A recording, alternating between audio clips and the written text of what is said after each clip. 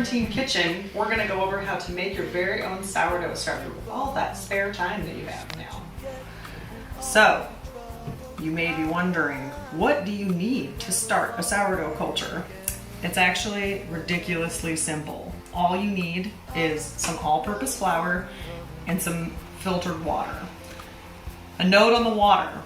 It doesn't really necessarily need to be filtered. The important part is that it's not chlorinated. So you can either boil it beforehand and let it get back to room temperature, or you can let it sit out overnight so that the chlorine evaporates. The important thing is before you use it that it's room temperature so you don't ever shock your culture as it's developing.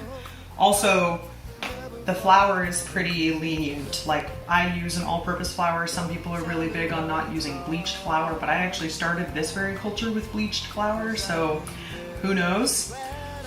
It still works, just to say that. So the way that you would go to initially start your culture is you basically want to use a 2-to-1 ratio of flour and water. It doesn't actually matter the exact amounts of those things, as long as you're always consistent with 2-to-1 flour and water. 2 parts flour, 1 part water. I like to use a half a cup of flour and a 1/4 cup of water because it's a good amount for me. The original recipe that I started with was 2/3 a cup of flour and 1/3 a cup of water. And maybe in the beginning it's better, so you just have more substrate for the microbes to work with. But it's kind of up to you and whatever you have space for. I like to use a quart-size vessel. You don't have to use a jar. Mine is in a jar. What I had originally started in was in a clear plastic yogurt container, but I do recommend using something clear so you can watch the bubbles develop, because it's kind of fun and also it kind of tells you if you're doing things right. So I'm gonna go ahead and feed my starter, but pretend like I'm starting a culture from scratch. There's nothing in this jar, it's an empty jar. I'm going to start my culture. So I would take my empty jar and I would add probably water first, I feel like is always a good idea. So I'm eyeballing my 1/4 cup of water here because I can. And then adding my half a cup of flour. Where'd my scoop go? Here it is.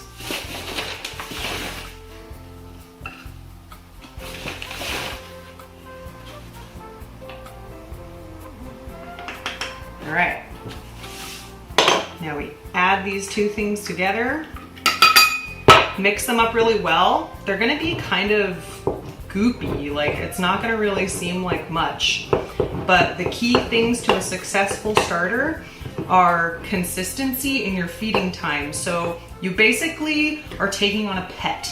That's the way that I look at this. My pet's name is Thurman. Max and I came up with that name together, but it's based off of an old sourdough culture I received from a friend once whose name was Herman.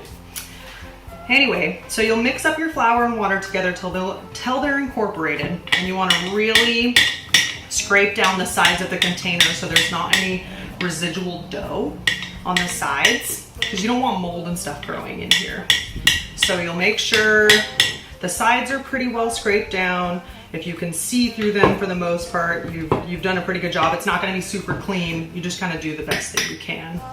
So now that everything is mixed together, I wanna go ahead and cover it with a towel and a rubber band so it can breathe. That's really important. And now I wanna put this little baby next to a warm spot. You don't want it too hot. You don't wanna like put it in your oven or something, but I've put mine next to our heater. You want it to be around 80 degrees. That's like the happy temperature for cultures. And just kind of leave it there.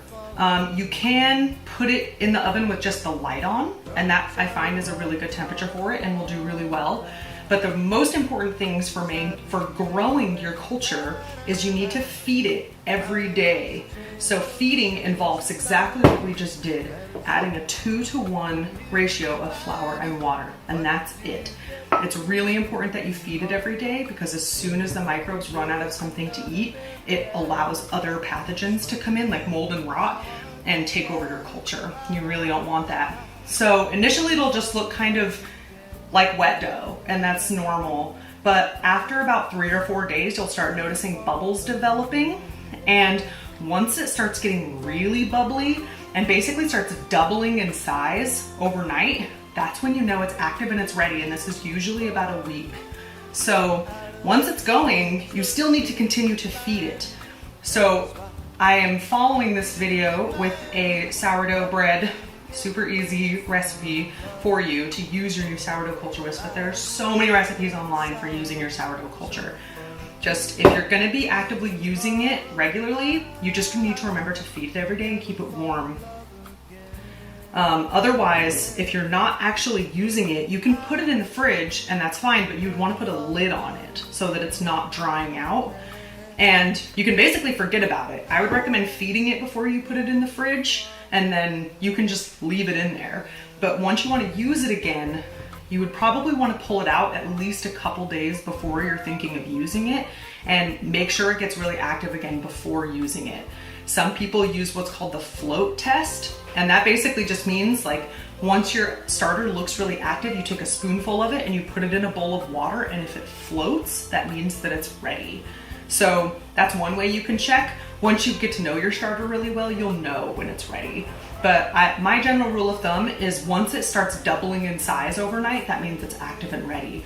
So one thing that will happen is because you need to feed it every day, your jar will fill up eventually, right? And you won't have any room in the rest of your jar for all your extra bubbling that's going to be happening, so you will need to discard some. Now there's lots of really simple, easy recipes for like crackers and stuff that only require a little bit of sourdough starter. That's an easy way to take care of your excess that you'll need to dump off every day if you're not planning on baking a bunch of bread all the time.